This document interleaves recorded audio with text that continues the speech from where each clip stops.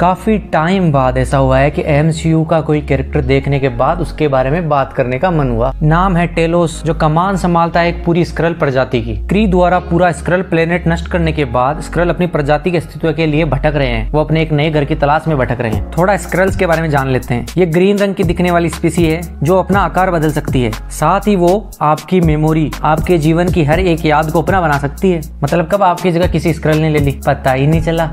और हमको एमसीयू के सीक्रेट इन्वेजन में देखने को मिलता है कि ये स्क्रल्स अर्थ के बड़ी बड़ी पोस्ट पे बैठे लोगों को रिप्लेस कर चुके हैं भैया। ये इतना डरावना है कि एक आम इंसान को पता भी नहीं, उसका पिता, उसकी माँ, उसकी पत्नी को उसकी आंखों के सामने बदल दिया गया और उसको कानों का खबर भी नहीं लगी। ऐसी प्रजाति की कमान संभालता है टेलोस। सबसे पहले टेलोस को अपन ने कैप्टन मार्वल मूवी में देखा था। हाँ, कैप्टन मार्वल मूवी, जहाँ कैप्टन मार्वल और निक फ्यूरी ने उससे प्रॉमिस किया था कि वो उसको उसका नया घर ढूंढने में मदद करेगी भैया। और इन बातों को सालों गुजर चुके हैं। टेलोस अपने लोगों के साथ मिलकर निक फ्यूरी के लिए जासूसी कर रहा है। मतलब एवेंजर्स वगैरह को बनाने में भी टेलोस का हाथ रहा है। निक फ्यूरी की सफलता में बहुत ज्यादा हाथ रहा है टेलोस का। वो इस आस में दिन रात मदद करता रहा कि एक दिन उसकी प्रजाति को एक नया घर मिलेगा। वो बिना इंसानी चेहरा पहने अपने असली रूप में जी पाएंगे। पर इसी इंतजार के दौरान कुछ स्क्रल्स का निक फ्यूरी से विश्वास उड़ता जाता है। अब उन्होंने इरादा बना लिया है कि वो अर्थ को ही छीन लेंगे, वहीं रह जाएंगे भैया। पर फिर भी टेलोस निक फ्यूरी के साथ डटा रहा। यहाँ तक कि उसकी खुद की बेटी को अपने पिता पर अब भरोसा नहीं रहा। वो अब विरोधियों के दल में जुड़ चुकी है। वो अब मानने लगी है कि अर्थ को अपना घर बनाने के लिए उसे अर्थ को छीनना होगा। फिर भी टेलोस बोलता है कि हमें अपने दिल से, अपनी पूरी ईमानदारी से इंसानों की मदद करती रहनी होगी, ताकि वो इंसानों को बता सके कि आखिर में स्क्रल है कैसे।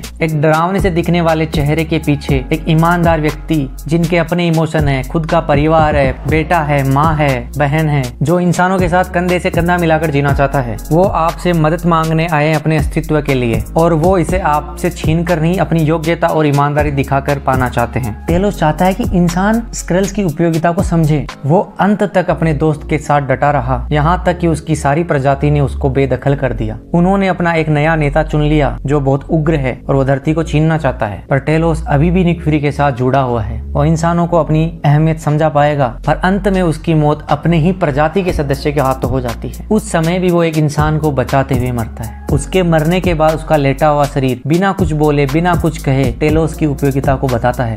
एक ऐसी प्रजाति का मालिक जो बिना किसी को पता चले धीरे धीरे पूरी धरती को अपना बना सकता था, पर वो बिना छीने आपको अपना बनाकर, अपनी अहमियत बताकर आपके साथ जीना चाहता था। वो चुनता है इंसानियत के लिए लड़ना, क्योंकि उसको पता है घर खोने का डर क्या होता है। अनुभव है उस एहसास का जो उसने और उसकी पूरी प्रजाति ने महसूस किया। आयरन मैन की मौत के बाद पहली बार किसी मौत की अहमियत महसूस होती है एमसीयू में। Telos the general of squirrels.